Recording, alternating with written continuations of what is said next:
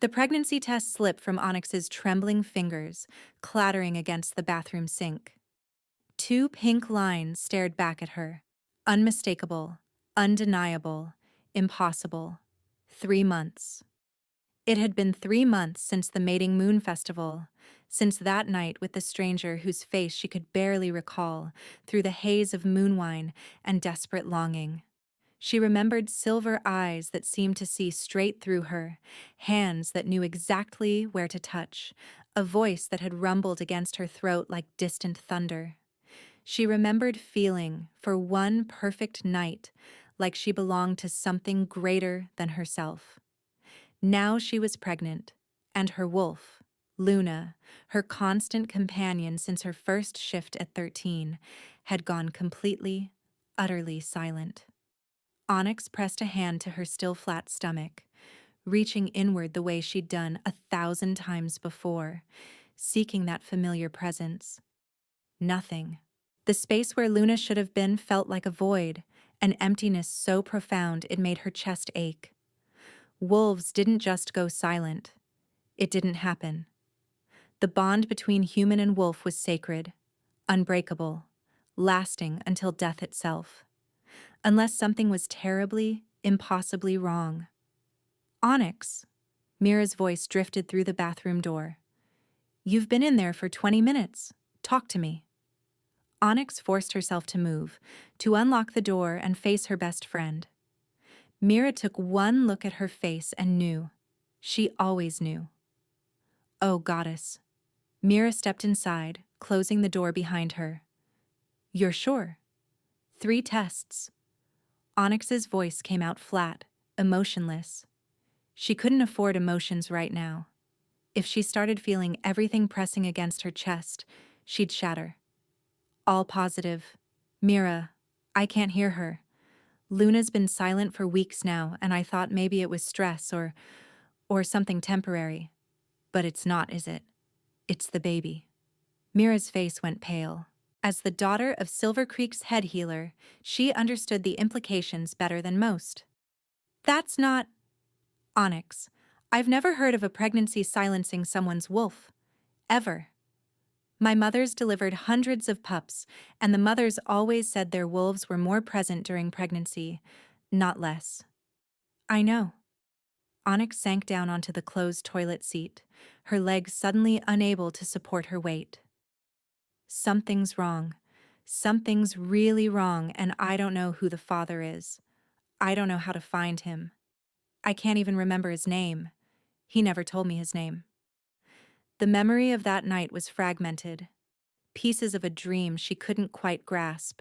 The festival had been wild, chaotic. Hundreds of wolves from dozens of packs gathering under the full moon to celebrate the goddess's blessing on potential mates. She'd gone hoping to finally find her fated mate, the one whose wolf would sing to hers in perfect harmony. Instead, she'd found a stranger who'd looked at her like she was the only wolf in existence, who'd touched her like he was memorizing her skin, who'd made her feel things she'd never felt before. And then he'd vanished before dawn, leaving her with nothing but fading bite marks and an overwhelming sense of loss. You need to see the oracle, Mira said firmly. If anyone can tell you what's happening, it's her. The oracle lived in a sacred grove at the edge of Silver Creek territory, a place where the veil between the physical and spiritual worlds grew thin. Onyx had been there only once before, when her parents died and she'd begged the goddess for answers that never came. The thought of returning filled her with dread, but Mira was right. She had no other choice. They made the journey in silence, following the narrow path that wound through ancient trees whose branches seemed to whisper secrets. The grove appeared suddenly, as it always did, a perfect circle of silver birches surrounding a crystal-clear pool. The oracle sat beside the water, ancient and ageless all at once, her white hair flowing loose down her back. I've been expecting you, child. The oracle's voice carried the weight of centuries. Come, sit. Onyx's knees trembled as she approached, sinking down onto the moss-covered ground. The oracle's milky eyes, unseeing yet all-knowing, fixed on her with unsettling precision. "Your wolf is silent," the oracle said. It wasn't a question. "Yes." The word escaped as barely more than a whisper. "I'm pregnant, and Luna won't speak to me. I can't feel her at all. Am I? Is she?" "She is not dead." The oracle reached forward, pressing one gnarled hand against Onyx's abdomen. Her eyes fluttered closed, and the air around them seemed to shimmer with otherworldly energy. "But she is changing. The child you carry is no ordinary pup, Onyx of the Silver Creek. His bloodline carries two ancient powers. Yours, descended from the moon goddess's first daughter, and his father's, descended from her first son." Onyx's heart stuttered. "Two ancient powers? But I'm nobody special. I'm just—" "You are far more than you know, child. Your parents kept their lineage hidden to protect you, but your wolf carries the potential for greatness. The father—" The oracle's expression shifted, something almost like fear flickering across her weathered face. "The father is one of the most powerful wolves alive. The combination of your bloodlines has created something unprecedented. Your wolf has gone silent because she is transforming, evolving into something stronger to match the power growing inside you." "Can you tell me who he is?" Desperation leaked into Onyx's voice. "Please. I need to find him. His identity will reveal itself when the time is right. But hear this, Onyx. You must find him soon. Your wolf needs his presence to complete her transformation. Without it, the silence will consume you both. The connection between you will not survive, and neither will you. You have perhaps a month, no more." "A month?" The world seemed to tilt sideways. "How am I supposed to find him in a month when I don't even know his name?" The oracle's lips curved into something that might have been a smile. "The Grand Council convenes in 3 days at the capital. Every alpha of note will be there, along with representatives from packs across the realm. If your mate is who I believe him to be, you will find him there. Or rather, he will find you. The bond between you calls out, even if you cannot hear it yet. His wolf will know you the moment you are near." Onyx left the grove with Mira's arm around her shoulders, her mind spinning with prophecies and impossible revelations. Ancient bloodlines. Two powers combining. A transformation that might kill her if not completed. She pressed a hand to her stomach again, imagining the tiny life growing there. Her child, created in one night of passion with a stranger she couldn't remember. "I'll find him," she promised silently, hoping somehow Luna could still hear her. "I'll find him, and I'll fix this. I'll keep us all safe." The royal palace loomed before her like something out of a fever dream, all soaring spires and gleaming white stone that seemed to glow in the afternoon sun. Onyx had never seen anything so magnificent, or so intimidating. Guards in ceremonial armor flanked every entrance, their eyes tracking her with the sharp assessment of trained warriors. Wolves from dozens of packs crowded the courtyards, their various pack scents creating a dizzying cocktail that made her head swim. 3 days of frantic preparation had brought her here. 3 days of begging her alpha for permission to attend, of scraping together appropriate clothing, of researching every eligible alpha she could find. None of them matched the fragments of memory she retained. Silver eyes, a voice like gravel and honey, hands that had branded themselves into her skin. Papers. A palace guard blocked her path, his expression bored. Onyx fumbled in her bag, producing the travel documents her alpha had grudgingly provided. The guard examined them with excruciating slowness before finally nodding her through. The Grand Council met in the throne room, a cavernous space that could easily hold 500 wolves. Onyx slipped inside, trying to make herself invisible among the crowd of observers lining the walls. Representatives from the most powerful packs occupied the center of the room, arranged in a precise hierarchy she didn't fully understand. At the far end, elevated on a dais of black marble, sat an empty throne. Whispers rippled through the crowd. He's never late. Something must have happened. I heard there was another challenge last week. Maybe someone finally— Don't be stupid. No one defeats the Alpha King. He's unbeatable. The Alpha King. Onyx's research had turned up surprisingly little about him beyond his reputation. Cold, ruthless, brilliant in strategy, merciless to his enemies. He'd taken the throne young after his father's death and had spent the past decade consolidating power and crushing any hint of rebellion. His name was Kieran Wolf, and apparently he hadn't taken a mate, despite being well past the age when most alphas bonded. The massive doors at the opposite end of the room swung open. Onyx felt it before she saw him, a pulse of raw power that made every wolf in the room straighten involuntarily. Then he appeared, and her breath caught in her throat. Tall. Impossibly tall, with shoulders that seemed carved from granite beneath an immaculately tailored black suit. Dark hair fell to his collar, framing a face that could have been called beautiful if it weren't so harsh, so uncompromising. And his eyes? Goddess. His eyes were silver. Molten silver, like moonlight given form.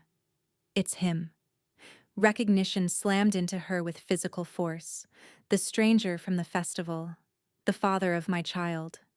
Kieran strode down the center aisle, his presence commanding absolute attention. The crowd parted before him like water, no one daring to stand in his path.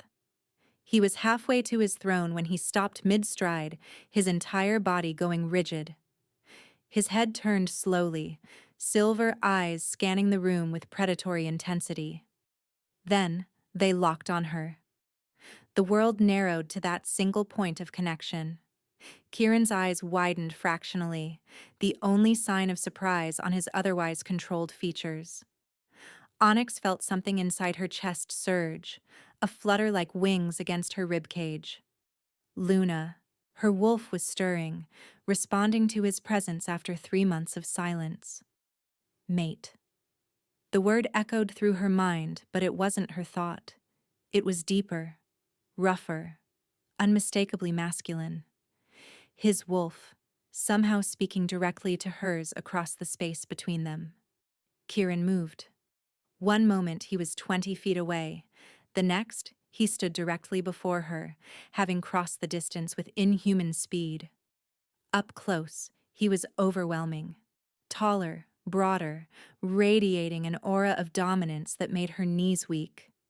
His scent washed over her, pine and winter frost and something wild that called to every instinct she possessed. You. His voice was exactly as she remembered, rough velvet that sent shivers down her spine. I've been searching for you. The entire throne room had gone silent. Hundreds of wolves watched with blatant shock as their king, who never showed interest in anything beyond power and strategy, stared at an unknown female like she held the secrets of the universe. Onyx's voice failed. She tried again. I need to speak with you. Privately. It's important. Something flickered in those silver eyes. His nostrils flared slightly, and she realized with horror that he was scenting her. Could he smell the pregnancy? Could he tell? Kieran's hand shot out, his fingers wrapping around her wrist with surprising gentleness. She is my mate. His voice rang out, clear and commanding, leaving no room for doubt or question. She will not leave my side. Council is postponed. Shocked murmurs erupted. Someone, a tall man with beta authority written into his bearing, stepped forward. Your Majesty, the council cannot simply— I said postponed, Rourke. Kieran didn't look away from Onyx's face. My mate has returned to me. Nothing else matters. Mate. He kept saying it with such absolute certainty, such possession. Relief warred with terror in Onyx's chest. She'd found him. Against all odds, she'd found the father of her child. But this wasn't just any wolf. This was the Alpha King, the most powerful, most dangerous wolf in the realm. A male whose reputation for ruthlessness preceded him like a storm. And he was claiming her in front of everyone, declaring their bond before she'd even had a chance to tell him about the baby, about Luna's silence, about the prophecy. Kieran's thumb traced a circle on the inside of her wrist, right over her racing pulse. The gesture was possessive and oddly tender, his wolf clearly speaking to hers in ways she could feel but not yet respond to. Warmth spread from the point of contact, and Luna stirred again, stronger this time. "Come," Kieran said, his voice dropping to something meant only for her. "We have much to discuss." As he led her from the throne room, Onyx caught sight of the faces around them. Shock, envy, calculation, and in some cases, something darker. Hatred. She was no longer just Onyx of Silver Creek, an orphan of no particular importance. She was the Alpha King's mate, and she had no idea if that made her the safest wolf in the realm or the one in the most danger. Kieran's private wing occupied the highest floor of the palace's north tower, accessible only through a series of locked doors that responded to his scent alone. Onyx followed him through corridors that grew progressively quieter, progressively more isolated, her heart hammering against her ribs with each step. The bond between them hummed like a live wire, his wolf constantly reaching toward hers in ways that made her skin prickle with awareness. "These will be your rooms," Kieran said, opening a set of double doors to reveal a suite that could have housed her entire pack. Floor-to-ceiling windows overlooked the palace gardens, their glass panes catching the late afternoon light. Rich burgundy curtains framed the view, and the furniture, all dark wood and plush fabrics, spoke of wealth beyond anything she'd ever experienced. "My chambers are through that door." He indicated a connecting entrance. "You'll have privacy, but I'll be close. Always." The possessive edge in his voice sent conflicting shivers through her body, part desire, part alarm. "Kieran, we need to talk about—" "You're exhausted." His hand settled on her lower back, the touch achingly gentle despite his commanding tone. "Rest first. We'll talk over dinner." "No." The word escaped sharper than she'd intended. Onyx turned to face him, forcing herself to meet those silver eyes even though they made her want to bare her throat in submission. "Now. We need to talk now. There are things you don't know. Things I need to tell you about why I came here, about what's happening to me." Something flickered across his face. Surprise, maybe, that she'd contradicted him. Then his expression softened in a way that transformed his harsh features into something almost beautiful. "All right. Now then." He guided her to a sitting area near the windows, waiting until she'd settled onto a velvet sofa before taking the seat across from her. The space between them felt simultaneously too wide and not nearly wide enough.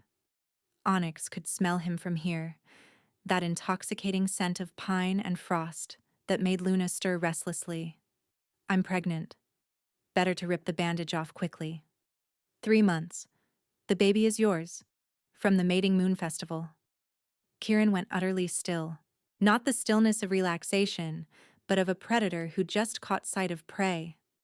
His eyes dropped to her stomach, hidden beneath the simple dress she wore, and when they lifted again, they darkened to pewter. "I know."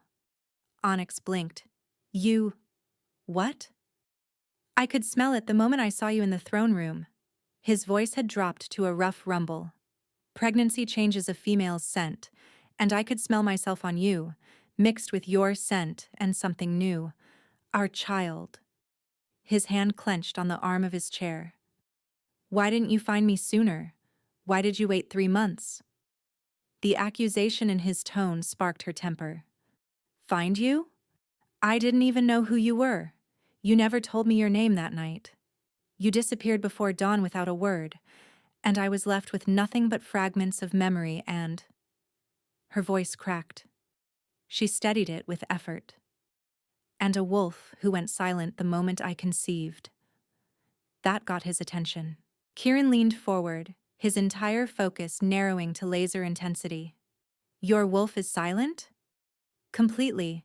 Luna hasn't spoken to me in months. I can't shift. Can't feel her presence at all. The oracle said.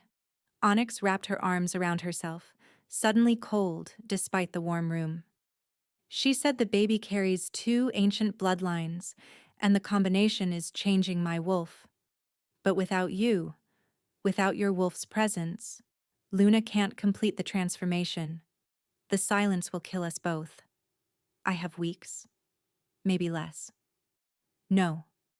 The single word carried absolute conviction. Kieran moved before she could process his intent, crossing the space between them to kneel before her.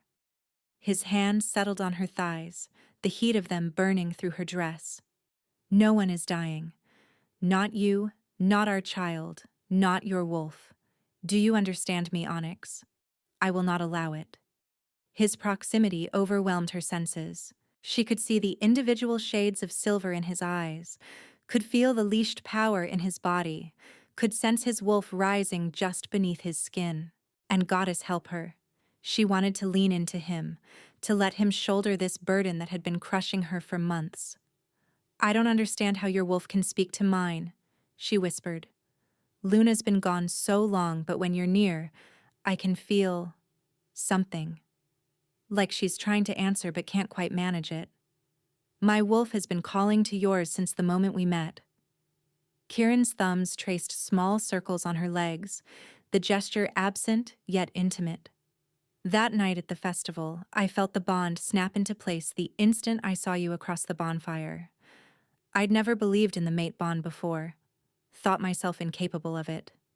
But then, there you were, and my wolf nearly tore free of my control in his desperation to claim you. Then why did you leave? Pain flashed across his face, stark and raw. Because I'm cursed, Onyx.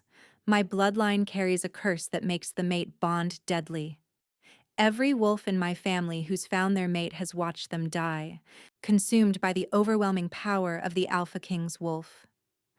I left because I thought I was protecting you. And then I spent 3 months searching the realm, following your scent, terrified I'd find your corpse because my wolf had already begun the bond, whether I willed it or not. The confession hung between them, heavy with anguish. Onyx reached out tentatively, her fingers finding the dark hair that fell over his forehead. He closed his eyes at her touch, leaning into her hand like he was starving for contact. The oracle said I was strong enough, she said softly, that my bloodline could match yours. She said that's why Luna is transforming, to become powerful enough to accept your bond fully. Then we help her finish what she started. Kieran's eyes opened, blazing with determination. My wolf speaks to yours constantly. Every moment you're near me, he's reaching out to her, calling her forward, giving her strength. We'll stay together, and we'll make sure your wolf completes her transformation. Kieran, she needed to make him understand. I'm no one. I'm an orphan from a small pack, daughter of wolves who died leaving me nothing but their debts.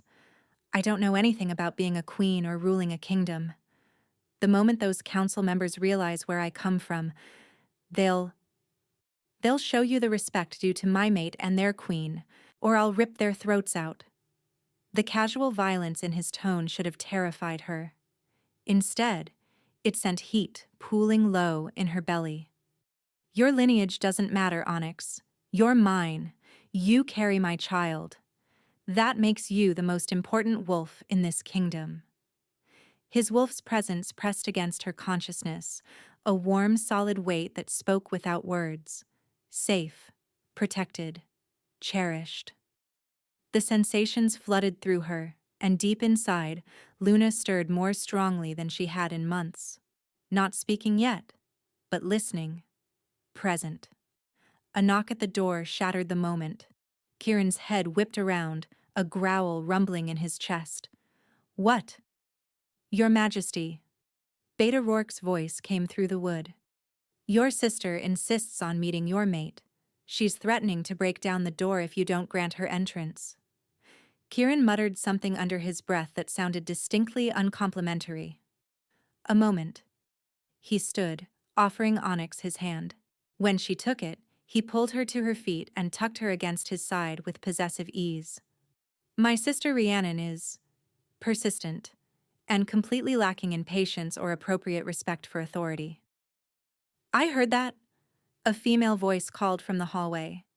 Despite everything, Onyx felt her lips twitch toward a smile. Kieran caught the expression and stared at her like she'd performed a miracle.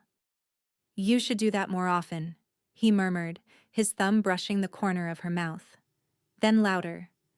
Enter. The woman who swept through the door was tall and striking, with the same dark hair as Kieran but eyes of brilliant amber. She wore leather pants and a fitted jacket more suited to a warrior than a princess, and she examined Onyx with unabashed curiosity. So you're the one who's got my brother acting like a lovesick pup. Rhiannon's grin was infectious. I'm Rhiannon. You can ignore about 90% of the terrifying Alpha King nonsense when he's being particularly broody. Rhiannon. Warning filled Kieran's voice. Oh, hush. You're not scary. Rhiannon moved closer to Onyx, her expression softening. I'm glad you're here. Truly. Kieran's been impossible since he got back from that festival, snapping at everyone and disappearing for days to search for a female he was convinced he'd never find. Now I understand why. The casual affection between the siblings made Onyx's chest ache. She'd never had family like this. People who teased and cared and showed up uninvited because they wanted to be involved in each other's lives. It's nice to meet you, Onyx managed. I'm sure this is all very strange, me appearing out of nowhere. Strange? Rhiannon laughed. Darling, you claimed the most powerful alpha in the realm as your mate and made him postpone a grand council session. Strange doesn't begin to cover it. I think it's magnificent. She shot her brother a look. And long overdue. Someone needed to shake up his carefully controlled world. Over the next hour, Rhiannon's presence made the overwhelming situation feel almost normal. She chatted about palace life, warned Onyx about which council members were allies and which would cause trouble, and casually mentioned that she ran the kingdom's intelligence network when she wasn't pretending to be merely decorative. The pregnancy will cause problems, Rhiannon said bluntly once they'd moved to dinner, a private meal served in Kieran's personal dining room. There are factions that believe the throne should pass to Thorn since Kieran hasn't produced an heir in a decade. Your child changes everything. Thorn can rot. Kieran's knife scraped against his plate with barely controlled violence. He has no legitimate claim. He's your father's nephew, which makes him royal blood, and he's spent years building support among wolves who fear your power. Rhiannon turned to Onyx. I'm not trying to frighten you, but you need to understand the politics. You're not just Kieran's mate now. You're a threat to everyone who benefits from him remaining unmated and heirless. Onyx's appetite vanished. She'd known this would be complicated, but hearing it laid out so starkly made the danger real in a way it hadn't been before. Kieran's hand covered hers on the table, his touch grounding. No one will hurt you. I've already doubled your security detail. You won't be alone unless you're in these rooms with me. Kieran. Rhiannon's voice held a note of concern. You can't guard her every moment, and making her a prisoner in the palace will only make the situation worse. She needs to be seen, needs to build her own alliances. She needs to be safe.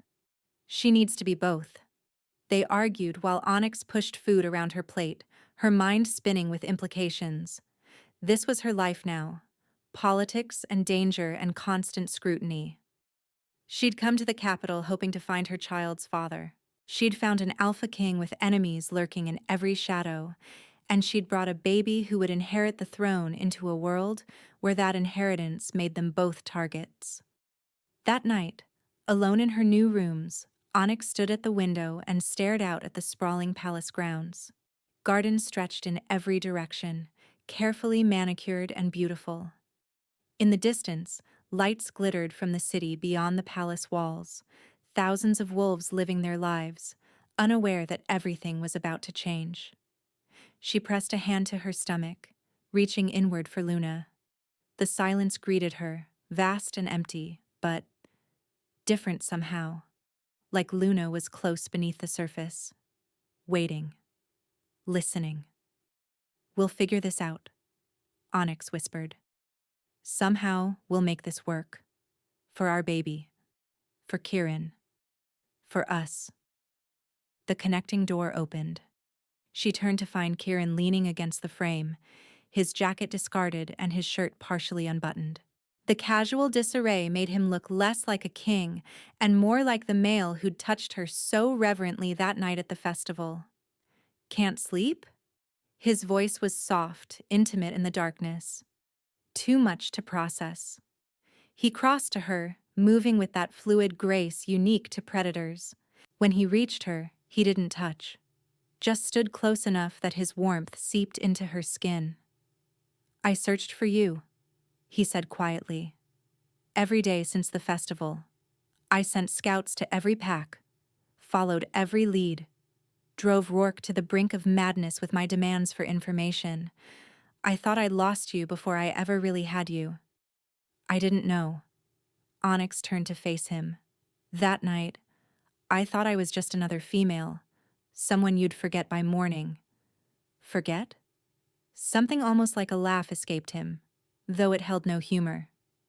"Onyx, I can't remember the last time I truly felt anything before you. I've spent a decade being exactly what my throne required. Cold, ruthless, unmoved by sentiment. Then you looked at me across that bonfire and everything I'd buried came roaring back to life. My wolf claimed you in that instant. The rest of me was just catching up." He raised his hand, hovering it near her face without making contact, giving her the choice. Onyx leaned into his palm, and his fingers curved around her jaw with devastating tenderness. "I know this is overwhelming," Kieran continued.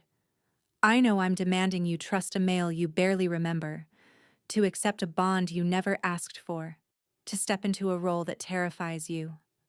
But I need you to know, I will protect you. I will protect our child. Nothing in this realm or any other will take you from me again." The vow resonated through her bones, her blood, her silent wolf. Onyx rose on her toes and pressed her lips to his, tasting the truth of his words. Kieran responded with careful control, one hand sliding into her hair while the other settled on her hip. The kiss was nothing like their frantic coupling at the festival. This was deliberate, thorough, a claiming that went soul deep. When they finally broke apart, both breathing hard, his eyes had gone fully wolf. "Stay with me tonight," he said roughly. "Not for, just stay. Let me hold you. Let my wolf comfort yours." She should have hesitated, should have maintained some distance until she understood this situation better. Instead, Onyx nodded. Kieran led her to his chambers, to a bed large enough for 3 wolves, with sheets that smelled like him. He stripped to his pants and held the covers open in invitation. Onyx climbed in wearing only her slip, and when he gathered her against his chest, she felt safer than she had in months. His wolf's presence wrapped around her like a blanket, that constant whisper of reassurance. Safe. Mine. Protected. Cherished.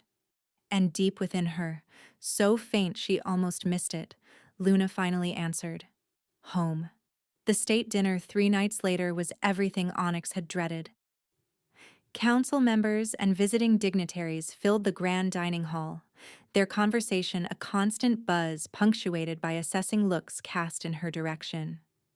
She wore a gown Rhiannon had selected, deep sapphire that made her skin glow and left her shoulders bare, but she felt exposed despite the elegant fabric. Kieran sat beside her at the head table, his presence a constant source of comfort and anxiety. Every casual touch of his hand on hers, every protective gesture, drew more attention.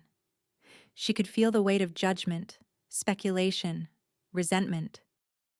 The common wolf who caught a king, someone murmured behind her.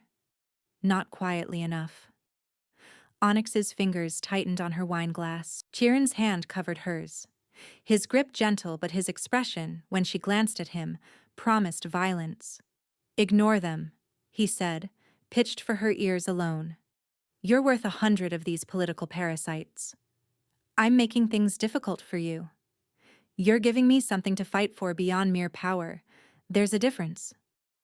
A server appeared at her elbow, filling her wine glass from a crystal decanter. Onyx barely noticed, her attention caught by a man across the table. Thorn, she realized with a jolt. Kieran's cousin was handsome in a cold, calculating way, with pale eyes that tracked her every movement. When their gazes met, he smiled. It didn't reach his eyes. A toast, Thorn announced, rising smoothly. The room quieted. To our king and his unexpected mate, may their union be fruitful. The pause before that last word dripped with insinuation. Other wolves raised their glasses, murmuring agreement. Onyx reached for hers automatically. Kieran's hand clamped on her wrist. Don't. She froze, wineglass halfway to her lips. His nostrils flared as he leaned closer, and she saw his eyes flash gold. That's not wine. It's been poisoned. The words didn't make sense at first. Then Thorn's smile widened, and Onyx watched in horror as he raised his own glass in salute before drinking deeply. Showing it wasn't poisoned, proving she'd been specifically targeted. Everything happened at once. Kieran moved with blinding speed, hurling Onyx behind him as he shifted partially, claws extending, fangs dropping, his wolf surging forward with feral rage. Guards materialized from the shadows, surrounding the head table.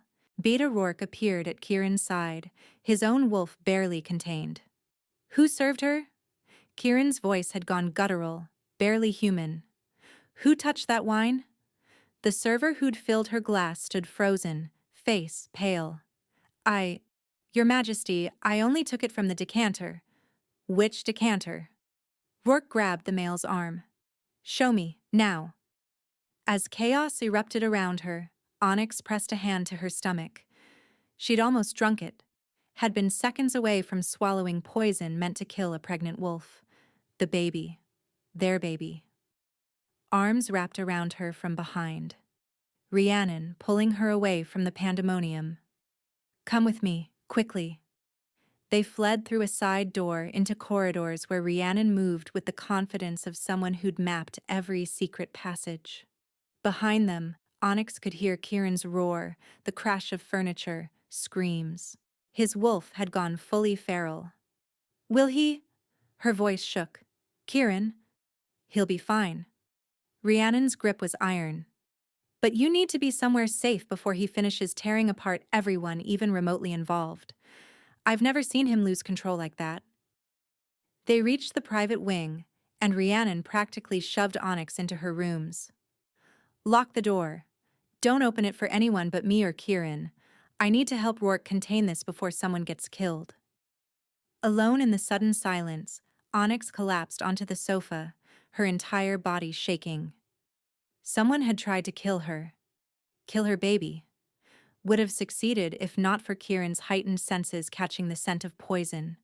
This was her life now. This constant danger. This target on her back simply for existing, for carrying an heir. I'm sorry, she thought, pressing both hands to her stomach. I'm so sorry I brought you into this world. But even as despair threatened to drown her, she felt it. A warm pulse through the bond. Kieran's wolf reaching across the distance, his presence fierce and protective even in the middle of chaos. And Luna, stirring in response, drawing strength from that connection. They were in danger, surrounded by enemies, hunted by wolves who wanted them dead. But they weren't alone. Hours later, Kieran finally returned. Blood spattered his shirt, not his own, Onyx noted with a strange detachment. His eyes still held traces of gold, his wolf barely leashed.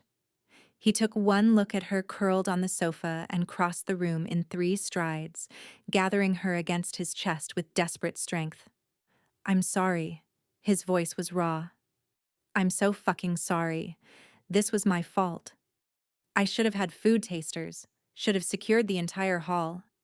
You saved us. Onyx pressed her face to his throat, breathing in his scent. Kieran, you saved our baby. His arms tightened until she could barely breathe, but she didn't complain. They stayed like that for long minutes, both trembling with the aftermath of horror and relief. The poison was specifically designed to kill pregnant wolves, Kieran finally said, his voice flat with fury. It would have looked like a natural miscarriage. No one would have questioned it. Who? The server was just a pawn. But the poison came from someone with access to palace stores. Someone who knew you'd be at that dinner, who knew exactly where you'd be sitting. He pulled back, forcing her to meet his eyes. Thorn orchestrated it. I know he did.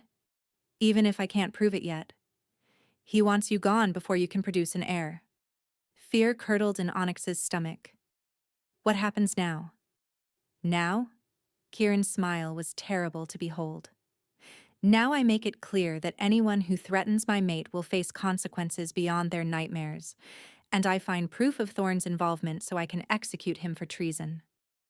He kissed her forehead, her cheeks, her lips, gentle touches at odds with the violence radiating from him. No one touches what's mine. No one. But as Onyx lay in his arms that night, listening to his heartbeat slow as he finally slept, she couldn't shake the memory of Thorn's smile, or the whispered words she'd overheard as Rhiannon led her from the dining hall, spoken by a council member who hadn't realized she could hear. Is one common wolf really worth destabilizing the kingdom? Perhaps the king should choose duty over desire. She wasn't just in danger from direct attacks. The court itself saw her as expendable, a liability Kieran would be better off without. Every day she remained his mate, she made him vulnerable to wolves who would use her to hurt him. The thought kept her awake long after Kieran's breathing evened into sleep. She pressed a hand to her stomach, feeling the tiny life growing there. What have we gotten ourselves into, little one? No answer came, but somewhere deep inside, Luna whispered a single word. Survive. The silver chains burned like acid, but Kieran barely felt them.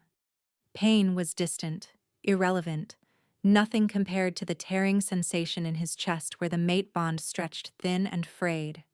3 days.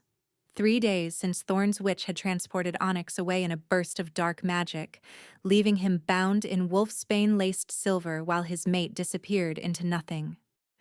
3 days of torture more exquisite than any physical wound. His wolf howled ceaselessly in his mind, a sound of pure anguish that threatened to shred his sanity. Mate. Find mate. Protect. Mate. Kieran sent another pulse of strength through the bond, feeling it travel across impossible distance to wherever Onyx was imprisoned. The connection flickered weakly in response. She was alive, still fighting, but fading. He could feel her exhaustion, her fear, the constant drain on her energy as she struggled to survive. Hold on, he thought desperately, pouring everything he had into that fragile thread. Just hold on, I'm coming. The dungeon door crashed open. Beta Rourke appeared, his face haggard from days of investigation, and behind him, Rhiannon, her amber eyes blazing with fury. We found them, Rhiannon said without preamble.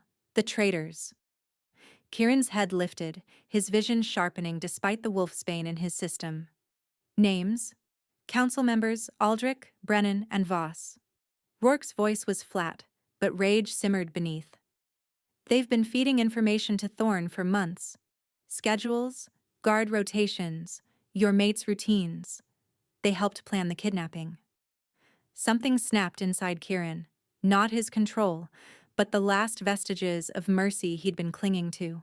His wolf surged forward with supernatural strength, rage giving him power that transcended the physical limitations of silver and poison. The chains groaned, then shrieked as metal deformed under impossible pressure. Your Majesty, wait.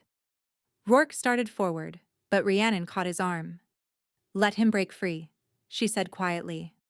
He needs this. Kieran roared, and the chains shattered. Silver links exploded outward, pinging off stone walls. He rose on legs that should have been too weak to support him, his wolf so close to the surface that his eyes burned gold and claws extended from his fingertips. The wolfsbane still burned in his veins, but fury was stronger than poison, love more powerful than any toxin. "Bring them to me," he growled. "Now." They dragged the 3 council members to the throne room in chains. Aldrich, who'd sat on his father's council. Brennan, who'd sworn fealty when Kieran took the throne. Voss, who'd smiled to his face while plotting his mate's death. They fell to their knees before the dais, and Kieran saw the moment they understood there would be no trial, no mercy, no second chances. "You betrayed your king," Kieran said, his voice barely human. "Worse, you helped kidnap and attempt to murder my pregnant mate. Give me one reason I shouldn't rip your throats out where you kneel." "Your Majesty, please." Aldrich's voice shook. "We were promised gold, land, positions of power when Thorn took the throne. We didn't know about the pregnancy, about the baby." "You knew she was mine." Kieran descended the dais steps slowly, a predator stalking prey. "You knew she was under my protection, and you sold her to my enemies for gold and empty promises." He moved faster than mortal eyes could track. His claws found Aldrich's throat, and blood sprayed across the marble floors. The other 2 tried to run. They didn't make it 3 steps before Kieran's wolf caught them, tearing through flesh and bone with savage efficiency. When it was done, when 3 corpses lay cooling in spreading pools of crimson, Kieran shifted back to human form. Blood covered his hands, his chest, his face. He should have felt something. Regret, perhaps, or shame at such brutal execution. He felt nothing but cold satisfaction and the burning need to find his mate. "Assemble the army," he ordered, his voice carrying through the silent throne room. "Every warrior we have, send word to our allied packs, call in every debt, every favor owed. We march on the Shadowlands within the hour." Rourke stepped forward, carefully avoiding the bodies. "Your Majesty, if I may, the Shadowlands are vast, and Thorn could have her anywhere. We need more than numbers. We need intelligence." The witch who took her left a magical signature. Rhiannon produced a small vial of shimmering residue. "I've been analyzing it with our court mages. It's old magic, dark and distinctive. If we can track it to its source, then we find where she cast the spell from, and we find my mate." Kieran snatched the vial. "How long?" "The tracking spell needs an hour to calibrate, but Your Majesty—" Rhiannon caught his arm as he turned to leave. "You're still weak from the wolfsbane. You need to rest, to heal." "I need to get to Onyx before she dies." He pulled free, his eyes blazing. "Every moment I waste is a moment she suffers. Don't ask me to delay." His sister's expression softened with understanding. "Then at least clean the blood off and put on armor. You'll terrify your own warriors looking like an avenging demon." "Good." But he allowed Rourke to lead him away, to his chambers where servants waited with hot water and clean clothing.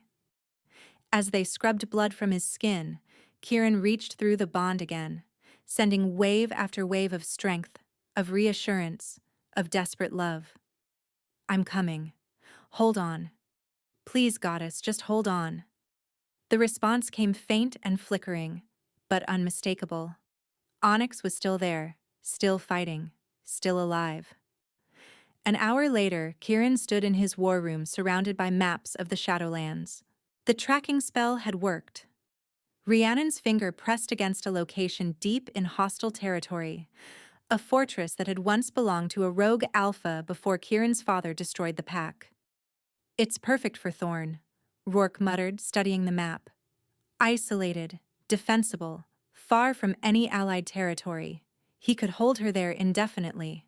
"Not indefinitely." Kieran's claws dug into the table's edge. "He needs her alive only until the baby is born. Then he'll kill her and claim he's raising my heir in protection." The thought sent fresh rage coursing through him. His wolf snarled and snapped, barely contained. Through the bond, he felt Onyx's exhaustion deepen, felt her strength waning despite everything he sent her. No time. No time. "We have 300 warriors ready to march," Rhiannon reported, entering with a scroll. "Plus another 200 from our allied packs. Alpha Marcus sent his best fighters, and the northern packs are providing trackers. It's not an overwhelming force, but it will be enough." Kieran straightened, his decision made. "We leave immediately. Forced march through the night. I want to reach the fortress by dawn." "Your Majesty, that's a 20-mile march through difficult terrain." Rourke's protest was reflexive. "The warriors will be exhausted. My mate is dying." The words came out flat, final. "We march now, or I go alone." No one argued after that. They moved out as the sun set, 300 warriors following their king into hostile territory. Kieran led from the front, his pace punishing, his wolf driving him forward with single-minded determination. Behind him, he heard the steady rhythm of boots and paws. Some warriors traveled in human form, others shifted to cover ground faster.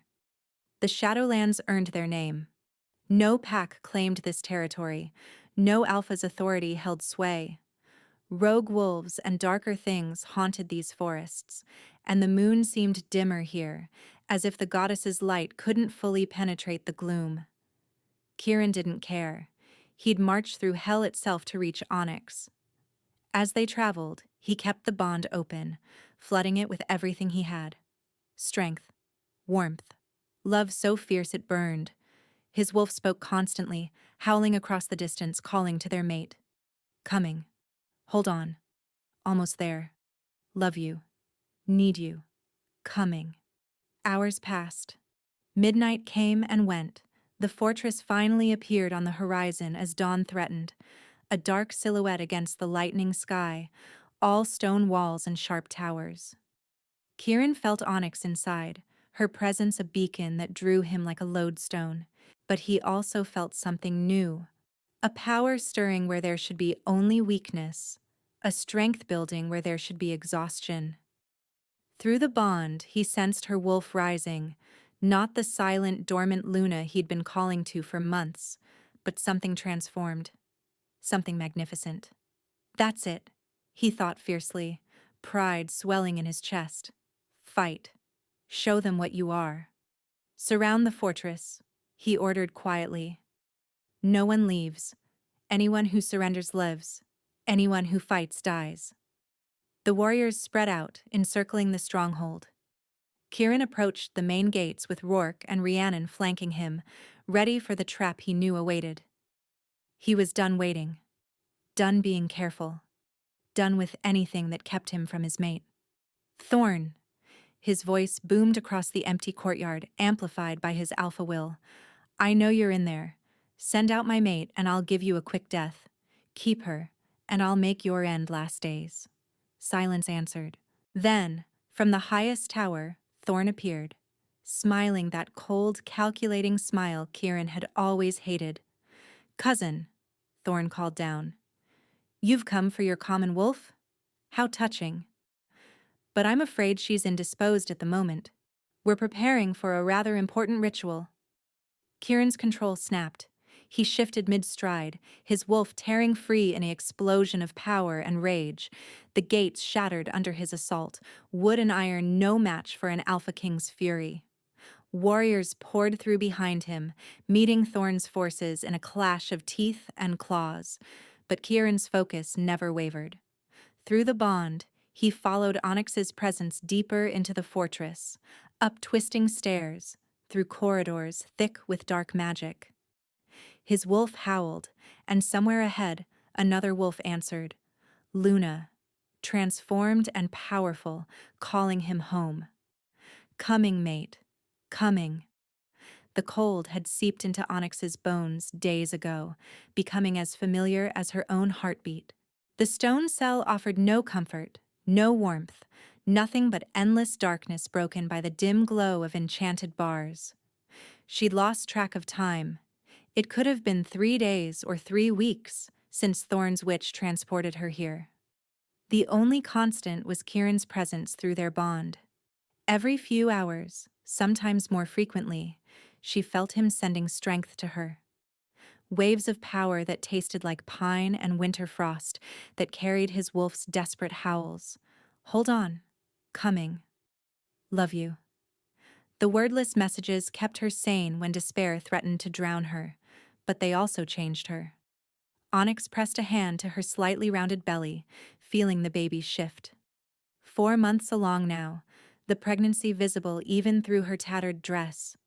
She should have been weaker, should have faded as her wolf remained silent. Instead, she felt something building inside her, a pressure, a transformation. Power coiling tighter with each pulse of strength Kieran sent. The oracle's words haunted her. Your child carries two ancient powers. Your wolf is transforming to match them. What if I could transform faster? Onyx whispered to the darkness. What if I helped instead of just enduring? She closed her eyes, sinking into meditation the way she'd seen her mother do years ago. Breathing slowly, she reached inward, past the conscious mind, past the pain and fear, seeking the place where Luna had always lived. The void greeted her, that vast emptiness that had terrified her for months. But now, with Kieran's power thrumming through the bond, she could sense something in that darkness. A presence, waiting, watching. Luna? The response came not as words, but as sensation. Recognition. Welcome. Fierce protective love. Onyx pushed deeper, following that thread of connection. The darkness began to shift, revealing glimpses of something magnificent. Silver fur that glowed like moonlight. Eyes that held ancient wisdom. A presence that transcended anything she'd known before. Her wolf wasn't gone. She'd been evolving. Another pulse of power came through the bond, stronger than before, urgent with Kieran's desperate need to reach her. Onyx's transformed wolf absorbed it, and something clicked into place. She understood suddenly, with crystal clarity. The power Kieran sent wasn't just sustaining her. Her wolf was using it as fuel, as the final catalyst needed to complete her transformation. We're ready. Luna's voice finally spoke, resonant and powerful. We've always been ready. We were just waiting for you to accept what we're becoming. Onyx opened her eyes and the cell looked different, sharper. She could see the individual threads of magic binding the enchanted bars, could sense the weak points in their structure. Luna rose inside her, not taking control, but merging their consciousness in perfect harmony. They stood together, walked to the bars together, pressed transformed hands against the magical locks. Power flowed from them. Not Kieran's power, but their own. Luna's transformed strength combined with abilities inherited from Onyx's hidden bloodline. The locks shrieked and shattered. The cell door swung open. Impossible. A voice breathed from the shadows. Morgana, the witch, emerged from where she'd been watching. The bindings should hold even an alpha. You're just a common wolf. I was never common. Onyx's voice resonated with Luna's, dual-toned and commanding. I am Luna Blessed, descended from the moon goddess's first daughter. And you made a critical mistake keeping me from my mate. Morgana raised her hands, dark magic crackling between her fingers. Thorn warned you might have hidden strength. That's why he wants the baby. All that power, ripe for stealing. You'll never touch my child. They clashed in the corridor, magic against transformation, darkness against moonlight. Onyx moved with Luna's grace, dodging attacks that would have killed her months ago. Her wolf guided her, showing her how to channel power, how to strike at the threads of Morgana's spells. The witch was strong, but Onyx had something she didn't. A mate bond to the most powerful alpha alive, constantly feeding her strength. And a desperate mother's determination to protect her unborn child. Onyx's hand closed around Morgana's wrist, and silver light blazed. The witch screamed as Luna's power burned through her magical defenses. When Onyx released her, Morgana stumbled backward, her hands smoking. I could kill you, Onyx said quietly. But that's not who I am. Leave. Run. If I see you again, I won't show mercy twice. Morgana fled, and Onyx turned to the other cells lining the corridor. She could feel life behind each door. Prisoners Thorn had taken, wolves he'd stolen from their packs. With Luna's power flowing through her, she shattered their locks one by one. Go, she told them as they emerged, blinking and confused.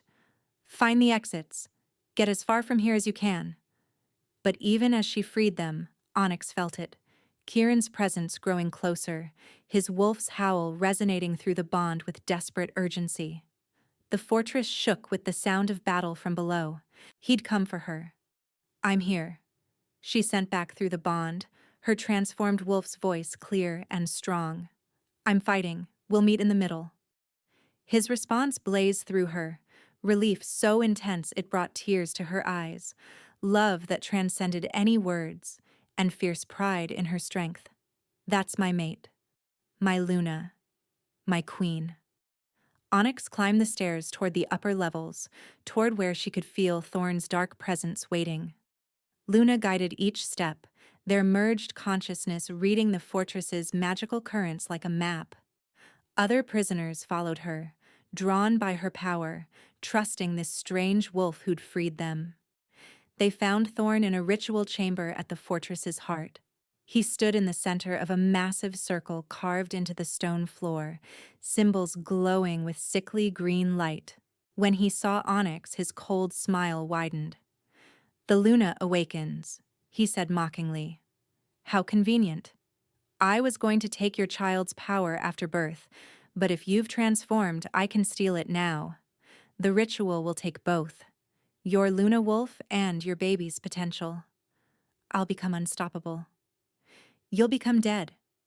Onyx stepped into the chamber, power crackling around her like lightning. My mate is coming.